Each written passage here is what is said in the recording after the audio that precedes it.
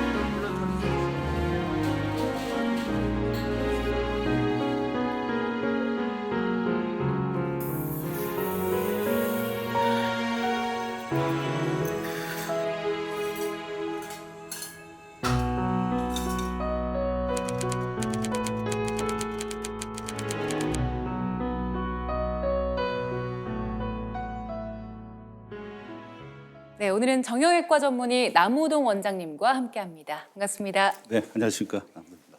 저희 시청자분들 위해서 원장님 소개 부탁드릴게요. 네, 저는 강원대병원의 정형외과를 전공하는 남우동 교수입니다.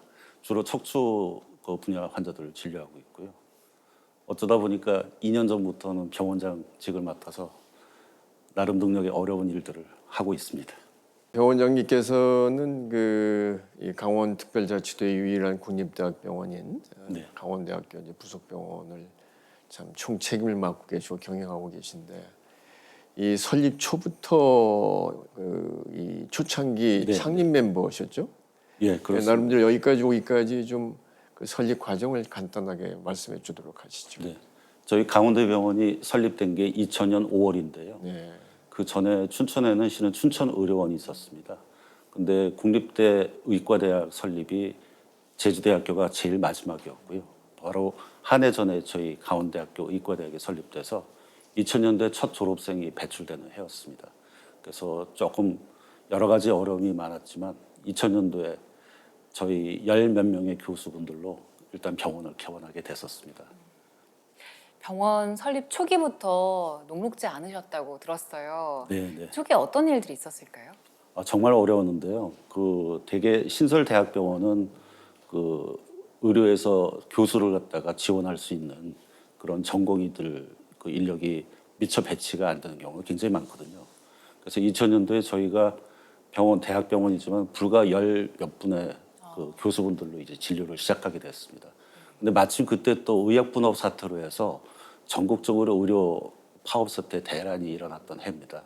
그렇기 때문에 춘천 권역에서 유일하게 진료를 하고 있던 곳이 저희 강원대병원, 바로 생긴 지 얼마 안 되는 대학병원인 저희 강원대병원이었는데 그 10몇 분 전공에 한 명 없는 교수분들로 정말 수많은 환자들을 밤낮을 가리지 않고 정말 모셨던 기억이 있습니다. 설립 초기에는 10몇 분의 이제 교수님들께서 진료를 보셨는데 지금은 몇 분이나 계신가요, 선생님들? 지금은 많이 커졌습니다. 예. 전체 직원들이 한 1,800명 정도 되고요.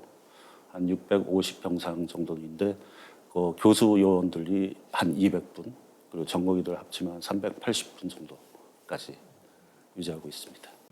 강원대병원이 이제 강원특별자치도 안에 있는 유일한 국립대 병원이잖아요. 그렇습니다. 그런데 사실 환자 입장에서 생각했을 때는 네네. 이 국립대 병원이든 네. 사립대 병원이든 무슨 차이가 있는지 잘 모르겠어요. 어떤 차별점이 있을까요? 정말 그 어려운 질문이신데 제가 대답하기 어려운 질문인데 나름대로 공부를 해서 대답을 준비를 해본 제 답변을 드리자면 대학병원의 사명이 저희 국립대 같은 경우는 교육, 연구, 진료 그리고 공공의료 이 네 가지 주요 사명을 부여받고 있습니다. 근데 앞에 교육, 연구, 진료는 민간 사립대학병원도 동일하게 모두 열심히들 해주시는 기능들이거든요. 그래서 부과된 공공의료라는 분야에 대해서는 국립대병원에 특별히 추가된 사명입니다. 그래서 공공의료라 하면은 간단히 말씀을 드리자면 예전에는 한마디로 취약계층에 대해서 돈이 없어서 진료를 못 받는 분들, 형편이 어려워서 병원을 못 가는 분들을 살피는 게 공공의료였는데 요새 패러다임이 바뀐 공공의료의 개념에서는 한마디로 보다 포괄적인 그리고 이 시장경제 논리에서는 타당성이 떨어져서 민간 병원에서는 유지할 수 없는 필수 기능을 평소에 유지할 수 있고 보장할 수 있는 그런 기능이 공공의료라고 할 수 있습니다. 그래서 그런 면에서 공공기관으로서의 국립대병원 역할이 강조되고 있는 것 같습니다. 아마도 이 강원대학병원이 이러한 이 코로나 19 와중에 이 공공의료 측면에 있어서는 참 강원도 내에서 가장 제일 천병이 있었을 거라고 생각이 되는데 네. 고생 많이 하셨죠. 아유, 저도 물론이지만 정말 일선에서 근무하는 그 여러 의료진분들, 의사직과 간호사진 모든 직원들이 정말 고생을 많이 했습니다. 근데 지금 교수님께서 말씀하신 것처럼 국립대병원으로서는 또 추가로 해야 될 사명과 의무가 특히 코로나 시대 때는 굉장히 필요를 저희가 요구받았었는데요. 제가 그 당시 저희 직원분들한테 호소했던 글귀가 있습니다. 예수님 말씀하신 것처럼 피할 수 있는 잔이라면 피하고 싶다는 말씀을 직원들한테 드렸습니다. 이 코로나 시대, 이 위급한 시대에 우리 국립대병원으로서 강원대병원 뒤에는 아무도 없다. 우리가 처음이자 마지막이라는 그런 말씀을 정말 지치고 힘든 여러분들한테 다시 한번 추스리고 이걸 버팁시다라는 그런 말씀을 드린 기억이 정말 절절하게 기억하고요. 그 마음은 정말 저 진심이었던 것 같습니다. 이 포스트 코로나를 지나면서 앞으로 이제 또 이 병원 나름대로의 발전을 위해서 지금 뭐 생각하고 계신 전략 같은 게 있으세요? 네. 일단 이 코로나 코비드 19 시절을 갖다 아직 끝나지 않았습니다만 이 커다란 이 빅을 갖다 저희가 지나고 겪어나가면서 나름대로 얻은 바도 굉장히 크다 생각하는 게 몇 가지 있었는데요. 개인적으로는 하나는 좀 뜬금없는 말씀을 드릴 수 있을지 모르겠습니다만 덕분입니다라는 그런 캠페인에서 굉장히 저는 감동을 많이 받았습니다. 그 전까지는 어떻게 보면 의사직이라 하면 전문직이긴 하지만 원래 흔히들 말씀하시는 그런 봉사하는 자세보다는 자기의 경제적인 여러 가지 이익만을 추구하는 전문가, 고집스러운 집단 이런 인식에서 그나마 코로나 때의 그 역할로 활약으로 해서 여러분 덕분이라는 그런 말씀을 들었던 것이 크나큰 어떻게 보면 보람이고 소득이라고 생각하고요.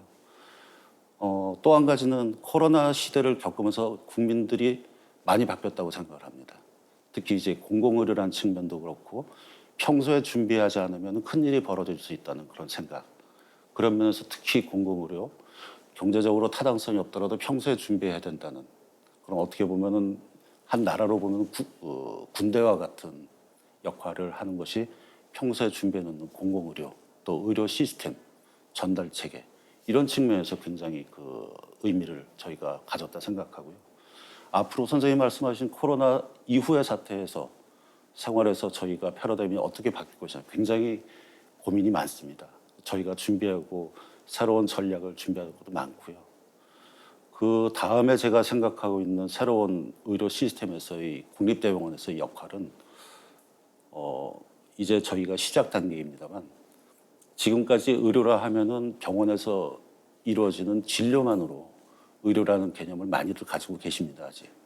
근데 저희 국립대병원이라면 또 국가라면 지방자치단체 강원도라면 미리 이 질병들이 생기기 전에 미리 예방하고 또 병원에서의 급성기 중증 진료가 끝나고 그다음에 미처 집에는 못 가고 병원에서는 퇴원해야 되는 그런 환자분들을 모두 포괄적으로 일관성 있게 연결하는 그런 포괄적 의미에서의 의료 시스템을 정비해야 된다는 그런 생각을 가지고 있습니다.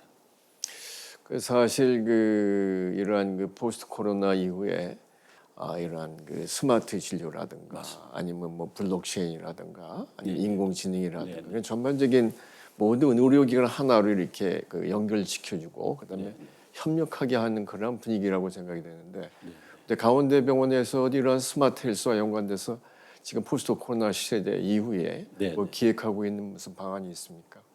저희가 이제 실천하고 있는 조그만 사례로는 네. 저희가 검진센터에 일단 메타버스를 구성을 해서 환자분한테 의학 정보를 좀 더 앞으로 더 친근감 있고 실감 있게 제공하도록 시스템을 구축한 게 있고요. 스마트 병원이라는 개념이 굉장히 다양한 복합적인 개념이 많이 있습니다. 선생님 말씀하신 것처럼 인공지능을 활용한 진단과 치료에 이제 활용을 하는 그런 방법도 있고 또 말씀 들어보면 최근에는 여러 가지 업무의 능률을 갖다 올리기 위해서 예를 들면은 그냥 의료진이 말하는 것 자체를 자동으로 기록을 하게 되는 그런 시스템이라든지 또 물류에 대한 이제 자동화를 통해서 로봇을 이용해서 그런 또 인력에 대한 절감 이런 시도가 굉장히 다양합니다. 그렇지만 저는 실은 강원대에서 또 강원도에서 마침 저희가 이제 집중하고 있는 사업이 정밀의료라는 개념이 있습니다. 정밀의료라 하면 한마디로 환자들 한 명 한 명한테 그 사람한테 맞는 맞춤형 치료를 이제 제시하는 것이 정밀의료의 목표인데요. 거기서 가장 중요한 스마트 병원의 개념이라면 저는 생각하는 게 데이터 중심 병원이라고 생각을 합니다. 한마디로 지금까지 병원에서만 가지고 있는 의료 정보에다 지금 여러 가지 활성화된 아직은 시작 단계 초기일 수도 있지만 유전자 정보에 대한 분석 거기다가 라이프 로그 데이터라고 해서 환자분 한 분 한 분이 병원에 오기 전에 검진 같은 건강 정보를 모두 통합하면 정말 한 명 한 명한테 저희가 지금까지 확률적으로 통계적으로 그런 시행하고 있는 치료 방법을 한 분 한 분의 정말 그 특성에 맞게 제안할 수 있는 그것이 바로 정밀의료라고 생각해서 저는 스마트 병원의 개념에서는 앞으로 저희가 특히 데이터 중심 병원을 추구해야 된다 이런 생각을 가지고 있습니다. 지금은 이제 정형외과 의사이시기도 하고 네네. 또 병원장을 맡아서 병원을 운영하고 계시는데 어릴 적 꿈 들어보니까 군인이셨다고. 네네. 군인이 되고 싶으셨어요? 네, 저는 어려서 군인이 되고 싶었습니다. 눈이 나빠서 미리 꿈을 포기해야 할 수밖에 없었지만 군인이 되고 싶었던 게 어렸을 때부터 그런 생각을 많이 했던 것 같아요. 기왕 태어나서 일을 한다면 그래도 나한테도 뜻깊은 일이지만 다른 사람한테 보람이 되고 다른 사람한테 도움이 되고 그런 일이 더 어떻게 보면 의미 있지 않을까.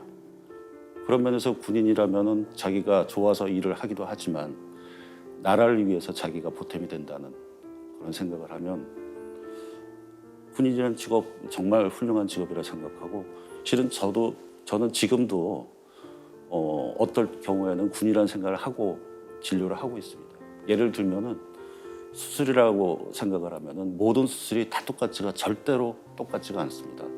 환자 한 분 한 분을 치료할 때 그분한테는 인생이 달린 것이고 생명이 달린 것이고 저한테는 업무일 수도 있지만 근데 저는 수술 들어가기 전에 항상 생각하는 것이 있습니다.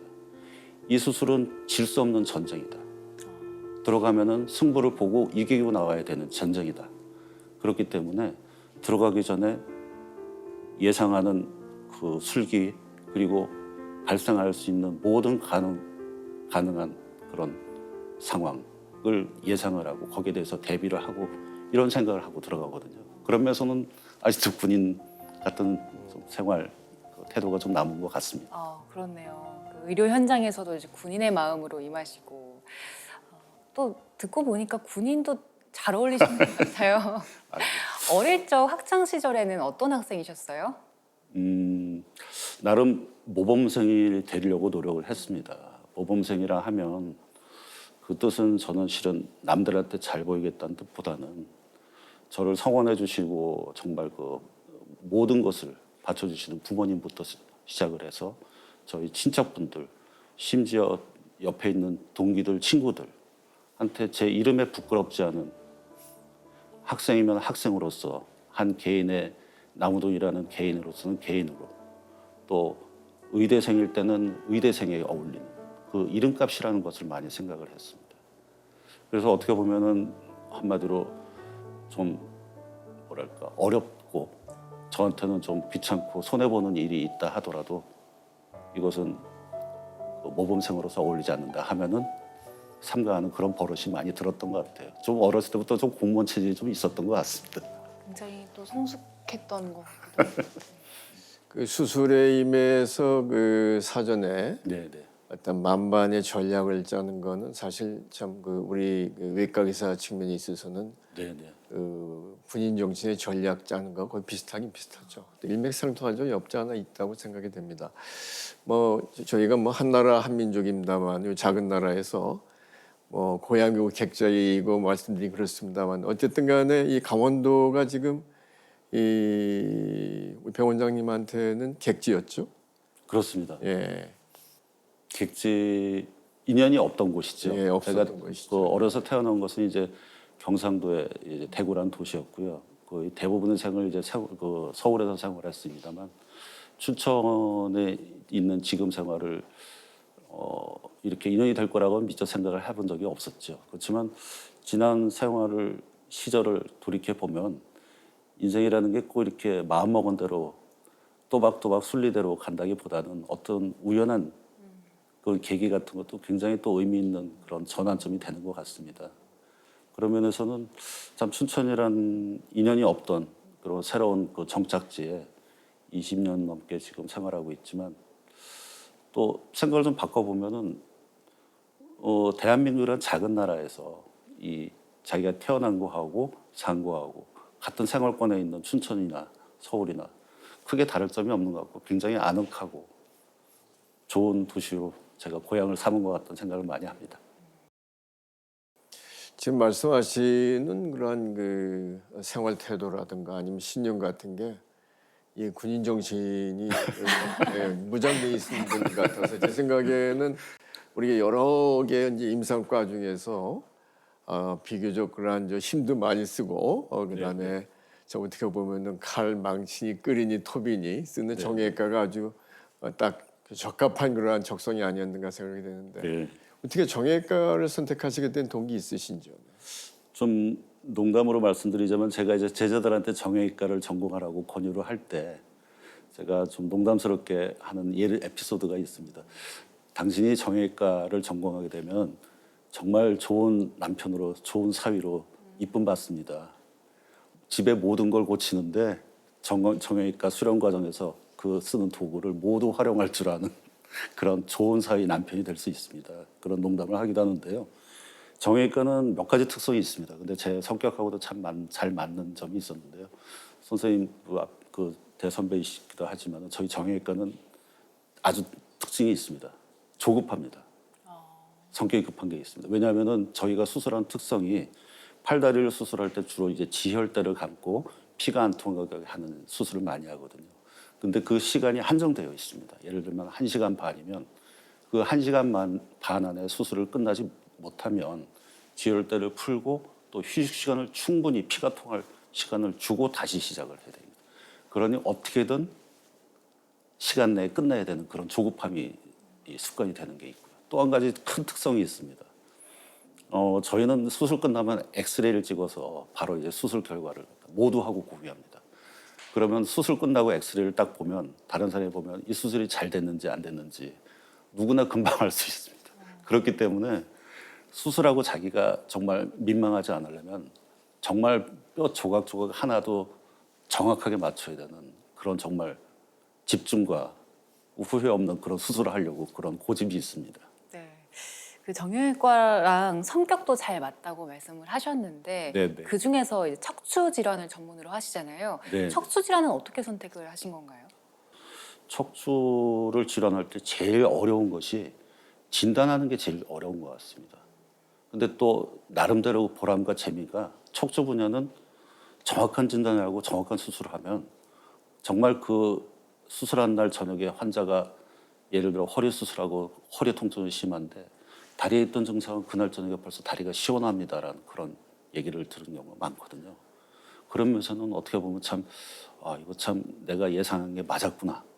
또 내가 기도했던 그런 것이 목적이 달성돼서 환자가 이렇게 좋아진, 감사하기도 하고 정말 그런 게 보람이고 재미있고 그런 면에서 척추로 택했던 것 같습니다.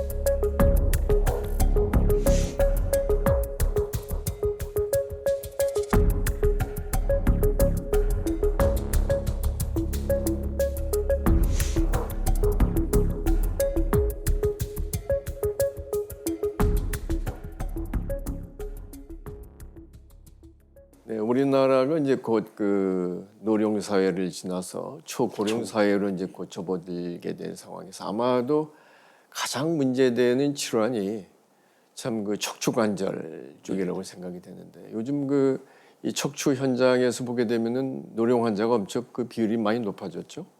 그렇습니다. 제가 수련받던 전공의 시절만 하더라도 60세 넘으면은 척추에 척추관 협착증 같은 환자분들은 환자분한테는 죄송하지만 이거 너무 고령이시니까 남은 여생으로 생각할 때 수술 안 하신 게 좋겠습니다라는 얘기를 흔히들 했거든요. 근데 제가 요새 척추관 협착증 같은 퇴행성 척추 질환에서 수술하시는 환자분들 평균 연령이 70대 또는 70 중반까지 평균 연령이 올라가 있습니다. 심지어는 90 가까운 분도 신체 조건이 건강하시다면 달력상 나이하고 상관없이 수술 치료를 하는 경우도 많거든요.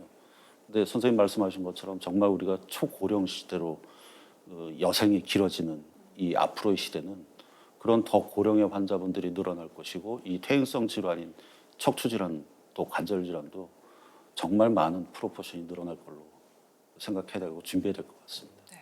말씀하신 그 척추관 협착증 두고 어르신들 말씀하시는 거 들어보면 네. 이거는 꼭 수술을 해야 된다라는 분들이 있고 반면에 이거 잘못 건드렸다가는 큰일 난다 이런 분들이 계시거든요. 네. 뭐가 맞는 건가요? 둘 다 맞습니다. 일단 척추 질환은 특성이 있는 게 이게 하루아침에 생기는 것이 아니고 퇴행성 질환으로서 수십 년, 수년에 걸쳐서 생긴 신경이 눌리는 질환이 대부분이거든요. 그렇기 때문에 하루아침에 증상이 나빠지는 경우에 갑자기 신경이 더 좁아지고 눌리는 것보다는 이 좁아져 있던 신경 조직이 주변이 부으면서 흔히들 말하는 저희가 의학적으로 말할 때는 염증 반응이 악화되면서 증상이 나빠지는 경우가 많거든요. 근데 이 염증 반응이라는 것은 먹는 약, 주사 이런 수술이 아닌 치료로 저희가 시도를 했을 때 굉장히 많은 경우에서 심지어 한 3분의 2 이상의 경우에서 호전이 되는 경우가 많습니다. 그렇기 때문에 수술을 최소한 일정 기간 이상은 보존적 치료로 해서 수술이 아닌 치료를 시도를 해보고 호전이 없다면 생각을 하라는 그런 의미에서 수술을 원칙적으로 먼저 생각하지 말자 이런 말씀이 맞고요.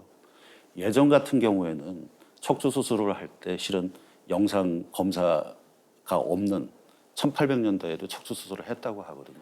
그때는 예를 들어서 추간판 탈출증이라고 하는 흔히들 환자분들이 말씀하시는 디스크란 질환이 있었습니다. 또 그 원인과 병변, 병리 현상에 대해서도 알고 있었던 거거든요. 근데 그 당시엔 수술을 했을 때 밑에서부터 허리 제일 밑에 마디부터 하나씩 열어가면서 수술을 했다고 합니다. 그래서 정말 엄청 수술이 컸겠죠. 근데 요새 같은 정말 진단 기기가 많이 발달하고 더군다나 이게 저희가 인공관절이나 척추 수술할 때 쓰는 그 금속 삽입물을 쓰면 저희가 전공의 때 척추관 협착증에 감압 수술을 한 다음에 뼈가 굳을 때까지 정말 몸통을 전체를 섞고 고정을 해서 석 달간 누워있던 생활에 비해서 통증만 가라앉으면 바로 수술 다음 날부터 걸을 수 있는 이런 여러 가지 기술 발달, 물질의 발달로 인해서 예전과 같이 아주 큰 수술이 아니거든요. 그렇기 때문에 마비가 있든지 증상이 호전이 없고 너무 고통이 심한 경우는 또 무조건 수술을 안 한다는 생각은 그거는 좀 삼가하시는 게 맞을 것 같습니다. 가급적이면 이제 보존적 치료를 하고 안 될 경우에 수술을 그렇습니다. 하라는 말씀이신데 사실 이제 척추 질환 오면 굉장히 아프다고 하더라고요. 그래서 네, 네. 빨리 수술을 받고 싶어하는 분들 계실 것 같은데 그런 분들한테는 어떤 얘기해 주시나요? 대부분 환자분들 말씀하시는 게 이구동성을 말씀하시는 것은 수술을 원하지 않습니다라는 말씀을 먼저 하죠. 근데 저도 꼭 말씀을 드립니다.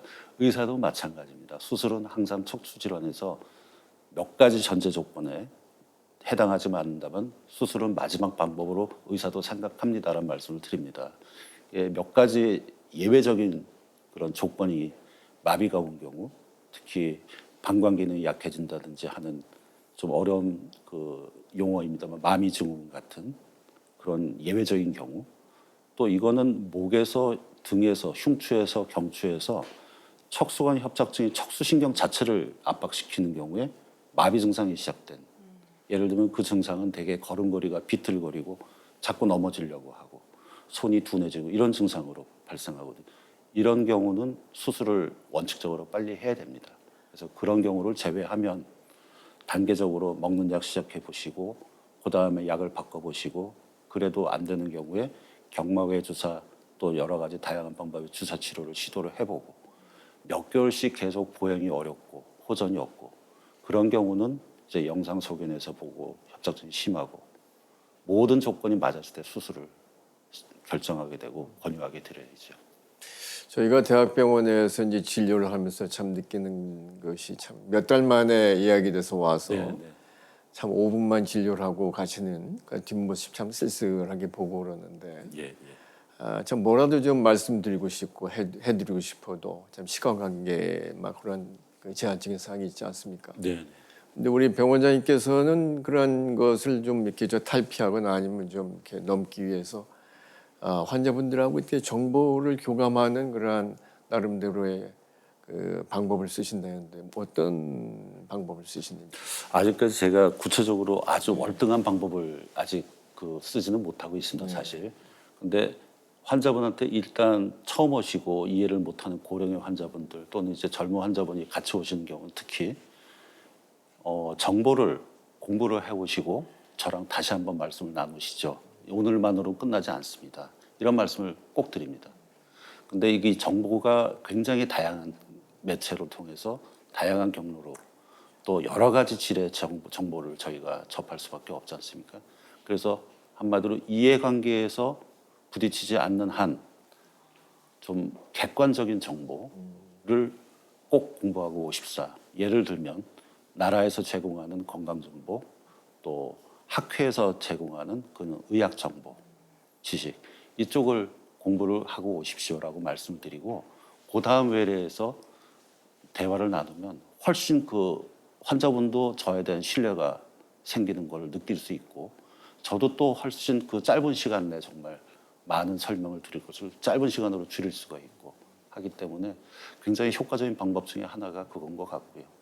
병원장님께서 이 척수관 협착증과 연관돼서 그 나름대로 어떤 그 이렇게 전략화하시고 개발하신 그 맞춤식 그 방법이 치료 방법이 있다고요. 수술 방법은 네. 저보다 수술을 잘하시고 많이 하시는 분 굉장히 많습니다. 근데 저는 제 나름대로 그 특히 수술을 계획을 할 때는 환자들한테 그 사정에 맞는 치료 계획을 전 생각을 하는데요. 그 환자분 사정에 맞는 맞춤형이라는 것이 첫 번째는 환자분의 건강 상태입니다. 그렇기 때문에 먼저 생각하는 것이 예를 들면 악수를 해보는 거. 악수를 해서 악력을 보면은 그분의 근력 정도, 근감소증 정도를 예측하는데 굉장히 저희가 유용하게 쓸 수 있거든요. 걸음걸이를 봅니다. 걸음걸이가 얼마나 빠른지 그거를 보면은 근감소증과 기력의 건강 정도를 짐작할 수 있습니다. 예를 들면 검사 결과라면 보는 것이 아니고요. 그다음에 또 심장 질환의 그 정도를 평가하기 위해서는 환자분한테 권유하는 것이 계단 몇 층 올라갈 수 있습니까? 예를 들어서 2층 숨차게 올라갑니다. 이렇게 하면 큰 수술은 하지 않으신 게 좋겠습니다. 다만 단순한 감압 수술만 하시고 변형이 되는 척추는 너무 큰 욕심 부리지 마십시오. 이런 말씀을 드리기도 하거든요. 앞으로 저희가 이제 여러 가지 좀 의학이 더 발달하고 하면 예측이 가능한 그런 유전자 정보라든지 또 생활 습관에서의 위험도 악화를 확률을 예측할 수가 있다면 그 수술 시기 같은 것도 환자분에 따라서 맞춤형으로 좀 제한할 수 있지 않을까 그렇게 기대해 봅니다.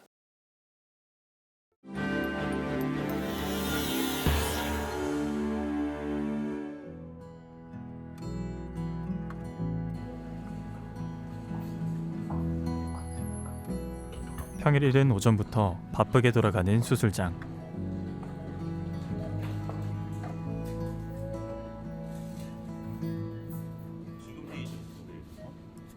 오늘은 남우동 병원장이 집도하는 80대 환자의 척추관 협착증 수술이 있는 날이다. 흉추에도 협착증이 있고 요추 분절에도 협착증이 있는데 가장 핵심적으로 지금 신경 압박이 심한 1번, 2번 요추 분절에 후방 감압술하고 수액 절제술을 시행할 예정입니다. 정형외과 분야 중에서 척추질환 수술을 주로 맡아온 남우동 원장. 수술은 긴장감 속에 진행된다. 환자의 쾌유를 위해 남 원장은 손끝에 모든 신경을 집중시킨다.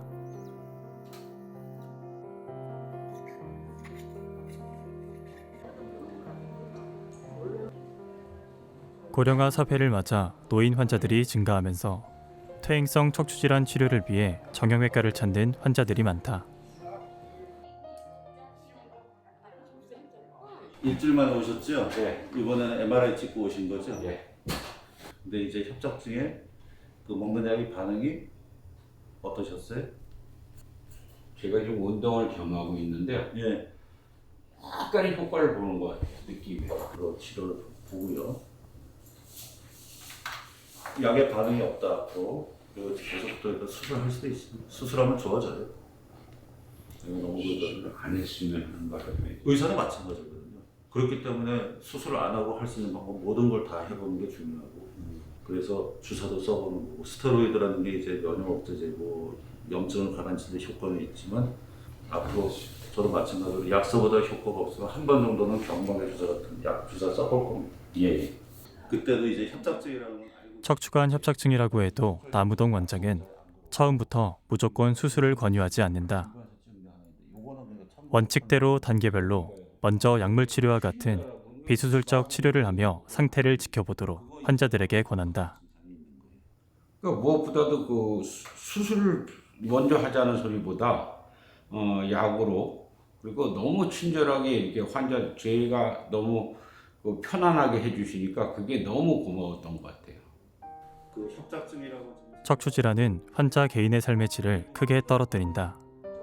때문에 남우동 원장은 환자들이 일상생활에서 손쉽게 실천할 수 있는 척추건강 유지법을 알려주기도 한다. 약의 반응이 없어. 물론 환자분의 증상이 첫 번째 좋아져야 되고 두 번째는 이렇게 좀 아프더라도 예. 이렇게 걷는 거는 괜찮습니까?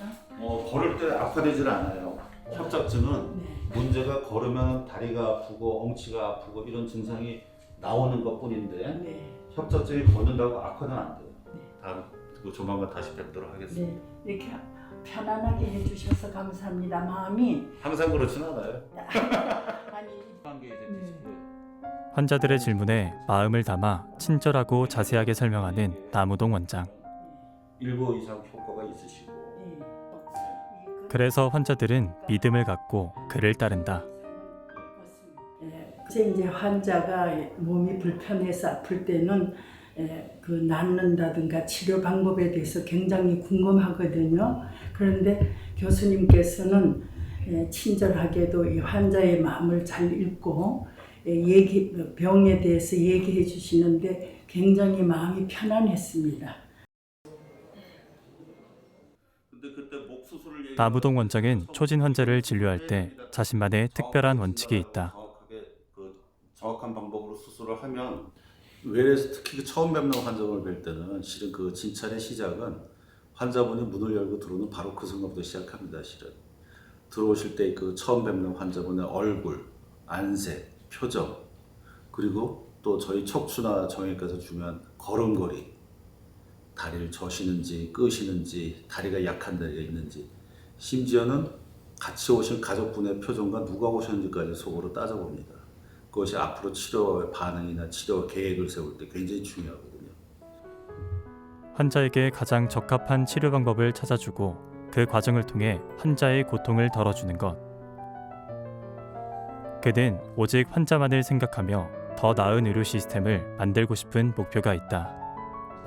그리고 환자분들이 정확하게 더 알 수 있는 그런 콘텐츠나 지식이 환자분한테 제공이 더 적극적으로 돼야 될 것 같아요. 그래서 의사하고 상의할 때도 정말 일방적으로 따라다니는 것이 아니고 서로 간의 정보의 교환, 대화를 통해서 가장 환자분한테 적절한 치료 방침을 선택할 수 있는 그런 수준의 비슷한 의사하고 비슷한 수준의 정보를 가졌으면은 오히려 올바른 치료 방침을 선택하고 좋은 결과를 아마 예상할 것 같거든요.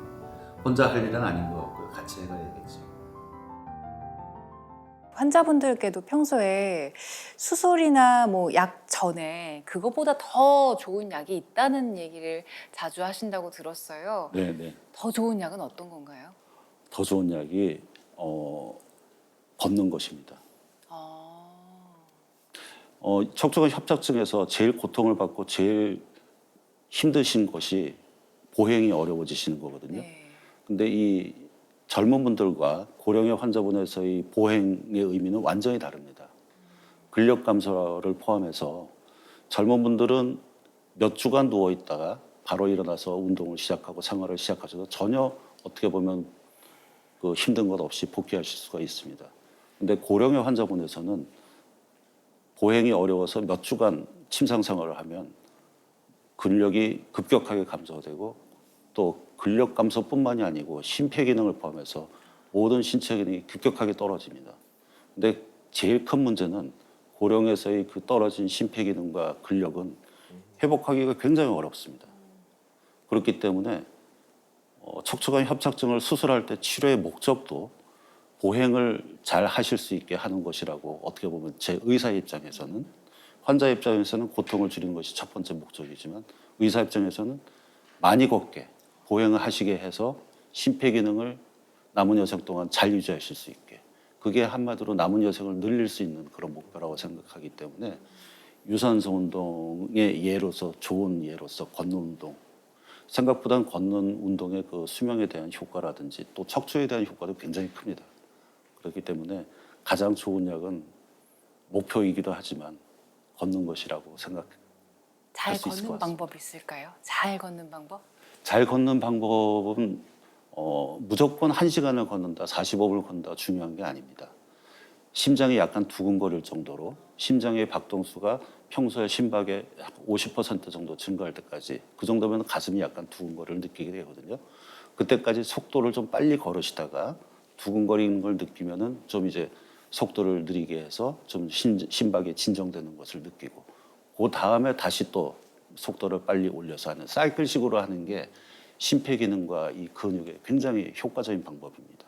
그렇기 때문에 환자분들이 흔히들 말하시는 몇 분 걷는 게 맞습니까? 몇 보, 만보 걸어야 됩니까? 만보 중요한 거 아니에요. 심장이 두근거릴 정도를 어느 정도까지는 박동수를 올릴 수 있는 그런 속도를 유지하시고 사이클식으로 하십시오.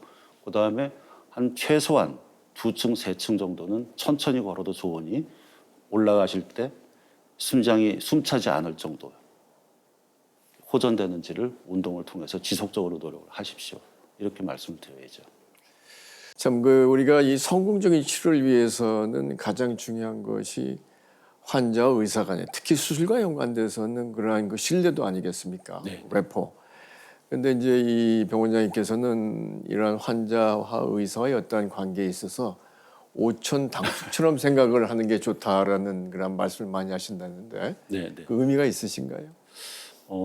예, 굉장히 저는 큰 의미를 두고 있는데요. 오천 숙모님, 그 숙부님이라고 저희가 비유를 해서 네. 이제 제 제자들이나 저희 동료들한테 말씀을 드리는 이유가 있습니다. 어려서 학생 때 이제 배웠던 거 가장 중요한 것이 환자의 감정과 그 증상을 갖다가 같이 느낄 수 있는 그런 공감, 심퍼시라는 걸 굉장히 중요시하거든요. 그렇기 때문에 꼭 환자의 감정을 느끼고 알아야 되고 분석해야 되는 게 중요합니다. 근데 거기서 빠지면 안 되는 것이 또 완전히 공감을 하는, 완전히 동감하는 것은 꼭 피하라는. 예를 들어서 제가 어머님을 수술한다고 생각을 하면 제가 가슴 아파서 참 마음껏 제가 계획한 대로 못하는 그런 개인적 감정이 많이 개입이 되는 경우가 많지 않습니까? 근데 오촌 숙부님이라면 굉장히 가까운 친척 아닙니까? 그렇기 때문에 정말 잘 극진하게 모셔야 됩니다. 그런데 너무 가까운 부모라든지 형제라면 내 개인적 감정에 흔들려서 정확한 판단을 못하는 그런 변수를 생각하자면 오촌 친척분이라면 가장 적절하게. 근데 핵심은 그 개념에서의 시작은 환자분을 수술할 때, 환자분을 치료할 때 그 마음의 생각의 시작은 저분이 내 가족이라면 어떻게 치료를 할까? 그 상상하는 것이 모든 그 고민의 시작이 되는 겁니다. 그런 면에서 실은 오촌 아저씨, 오촌 숙부님, 숙모님 이렇게 상상을 하라고 비유를 합니다. 지금까지 이제 의료인으로의 삶을 쭉 돌아봤을 때 보람을 좀 많이 느끼게 해줬던 오촌 숙부, 숙모 같은 분, 환자분 계실까요? 그 외과 의사들은 생각보다 자기가 나름대로 잘 됐다, 잘한 수술은 별로 기억에 안 남습니다. 오히려 실수는 아니지만 뭔가 수술할 때 이거는 좀 아쉬웠다 하면 저녁 때 자다가도 깨가지고 그거를 고민합니다. 내가 그때 이렇게 했으면 더 좋았을까? 이런 고민을 합니다. 그래서 실은 기억에 남는 수술이 잘 됐다, 보람 있다라는 환자는 많지는 않습니다만 오히려 제가 기억에 남는 환자분이라면 20년 전에 처음 이제 강원대병원에 처음 정형외과 의사로서 모든 분야를 다 수술을 하고 할 때 50대 중반의 환자분 남자분이었는데 평생을 이 발이 이제 어려서 기형으로 해서 발등으로 평생을 걸었던 분이 있었습니다. 척수 질환 환자분은 아니었는데 제가 배운 지식으로 해서 여러 번의 수술로 시행했죠. 그래서 발을 똑바로 발바닥으로 걸을 수 있게 그 말씀이 참 기억에 납니다. 굳은 살이 배겨 있던 그 발등이 아니고 발바닥에 걸으니까 너무 좋다. 그래서 오시면서 항상 그 자판기 커피를 뽑아다 주셨는데 한 10년 전에 돌아가셨지만 그분이 어떨 때 보면 가장 기억에 남는 그런 환자분인 것 같습니다.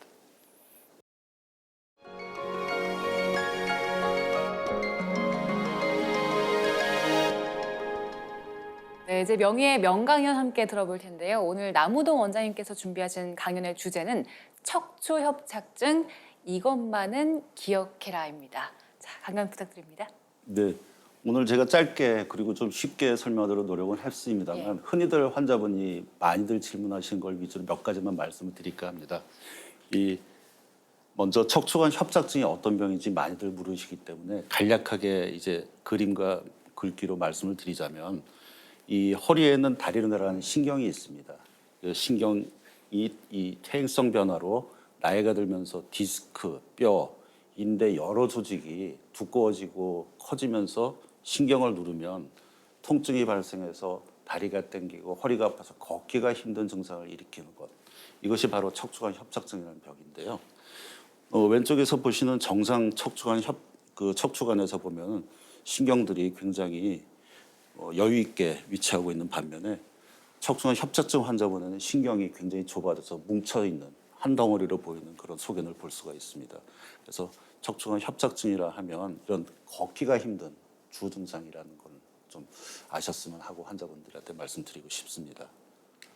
다음에 흔히들 말씀하시는 것이 척추관 협착증이 모두에 해당하는 질환인지 구분해야 될 질환이 없는지 꼭 생각을 해야 되는데 생각보다 환자분들이 잘 모르시는 것이 말초신경염이라는 병이 있습니다.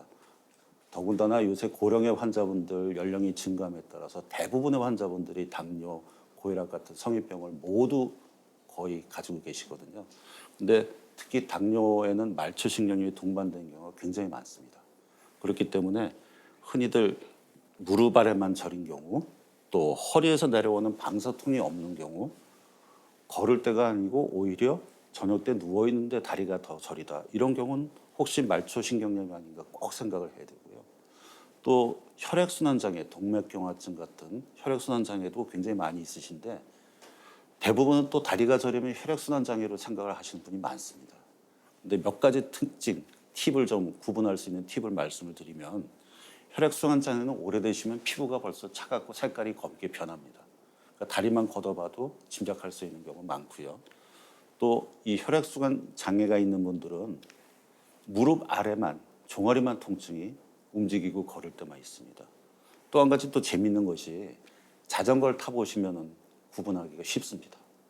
혈액순환 장애가 있는 분들은 자전거 탈 때 종아리가 아픈데 척추관 협착증이 있는 환자분들은 자전거 탈 때는 방사통이나 종아리 통증이 하나도 안 나오는 그런 아주 좀 쉽게 구분할 수 있는 팁이 있습니다. 다음으로 흔히들 질문하신 것이 또 이것인데요. 추간판 탈출증, 흔히들 디스크라고 하는 질환하고 척추관 협착증이 무엇이 다릅니까? 이런 질문들을 많이 하세요.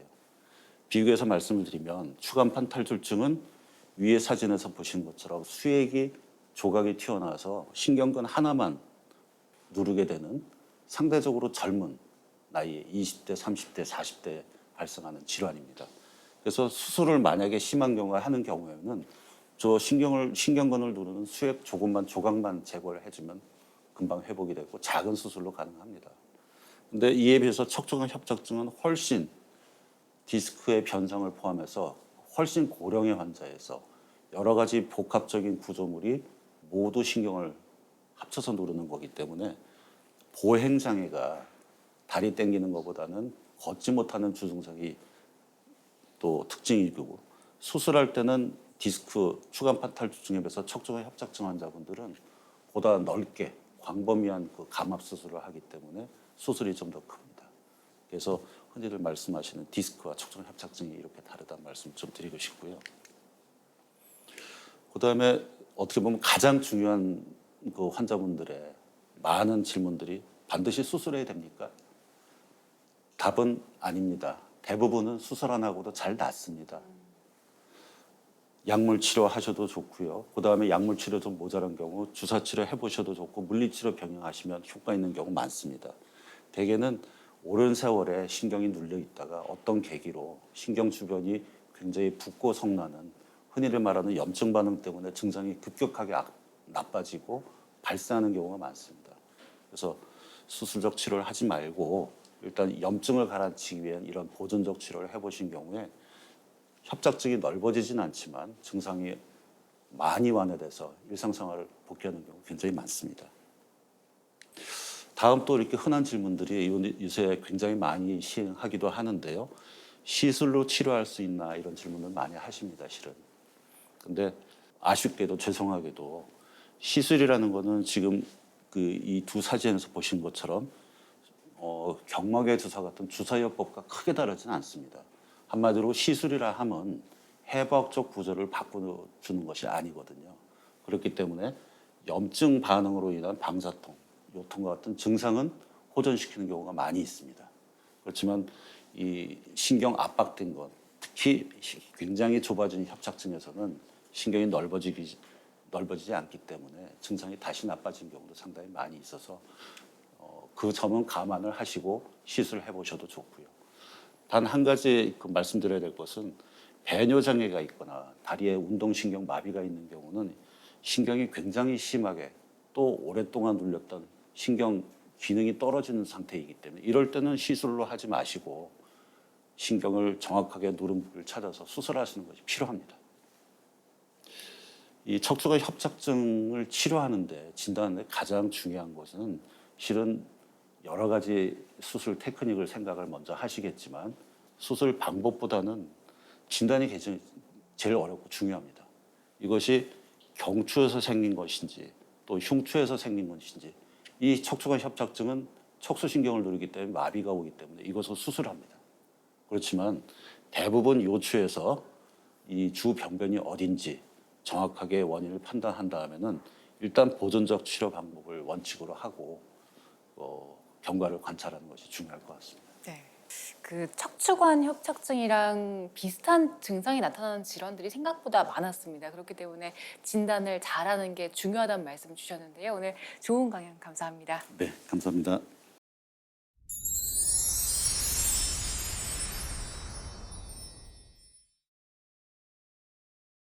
저희가 공식 질문 드리고 있는데요. 서양에서는 내 어머니, 가족을 맡길 수 있는 의사를 네. 명의라고 생각한다고 하더라고요. 원장님께서 생각하시는 명의는 어떤 사람일까요? 제 드리는 대답은 간단합니다. 동료 의사가 추천한 의사라면 믿을 수 있습니다. 동료 의사가 내 어머님을 부탁하는 의사라면 믿을 수 있습니다. 그리고 저희가 또 신청곡도 받고 있거든요. 혹시 원장님 듣고 싶은 노래 있으세요? 김현철이라는 가수분이 하신 춘천 가는 기차라는 노래가 있거든요. 네. 그 가사를 보면 정말 지치고 힘들어서 아무 생각 없이 우연히 탄 기차가 춘천행이었고 거기서 정말 힐링을 얻는 그런 가사 내용이거든요. 그 멜로디도 참 아름답지만 제가 춘천 사는 생활을 했을 때 나름대로 제 인생의 춘천의 삶도 이런 힐링이라는 의미에서는 춘천 가는 기차라는 게 참 그래도 저한테 울림이 있는 것 같습니다. 원장님 앞으로 병원장으로 그리고 의사로 개인으로 이뤄가고 싶은 일들이 더 있으실 것 같아요. 어떤 게 있을까요? 큰 욕심은 없습니다. 근데 제가 생각할 때 흔히들 그러시잖아요. 목숨을 건다는 말씀들을 하시지 않습니까? 근데 찰나의 선택으로 할 수 있는 목숨을 건다는 거는 정말 그건 치기 어린 생각인 것 같습니다. 젊음을 바친다, 인생을 건다. 이거는 하루아침에 할 수 있는 것도 아니고요. 그다음에 끝나봐야지 알 수 있는 결과거든요. 그런 면에서 제 나름대로 아무 인연이 없던 춘천에서 강원대병원이라는 새로 시작하는 병원에서 삶 시작을 했을 때 제 인생의 의미라면 그래도 그럴듯한 남들이 부러워하는 그런 강원대병원이 된다면 그것이 가장 어떻게 보면 제 인생의 큰 의미가 될 것이니 그것이 유일한 그리고 마지막 제 인생의 목표가 될 것입니다. 네, 오늘 강원대학교 남우동 병원장님과 말씀을 나누면서 의료인으로서의 어떤 열정과 냉철한 지성을 갖추는 것이 어떤 것인가라는 걸 떠올리게 하는 시간이었습니다. 의료라는 것이 환자의 질병을 치료하고 또 그 고통을 덜어주는 것이 우선이죠. 하지만 이를 위해서 보이지 않는 곳에서 시스템을 만들고 인력을 관리하고 또 새로운 길을 모색해 나가는 의료 행정 또 경영도 못지않게 중요합니다. 그런 의미에서 남우동 병원장님을 모시고 강원특별자치도의 공공의료 미래를 함께 그려볼 수 있는 아주 뜻깊은 시간이 아닌가 싶습니다. 네, 오늘 함께 해주셔서 고맙습니다. 네, 불러주셔서 영광입니다. 감사합니다. 지난 3년간 팬데믹을 겪으면서 깨달은 교훈들이 참 많은데요. 위기 속에서 얻은 경험 또 교훈을 잊지 않고 그걸 밑거름으로 삼아서 한 단계 더 성장해 나가는 게 중요하다는 생각이 들었습니다. 네, 그렇습니다. 그래야 인류도 의료계도 더 발전할 수 있겠죠. TV자서전 명의 2.0 다음 시간에도 질환을 정복하기 위해서 노력하고 도전하는 명의분들을 모시고 다시 찾아뵙겠습니다. 네, 오늘도 함께 해주신 여러분 고맙습니다. 조금은 지쳐 있었나 봐. 쫓기는 듯한 내 생활 아무 계획도 없이 무작정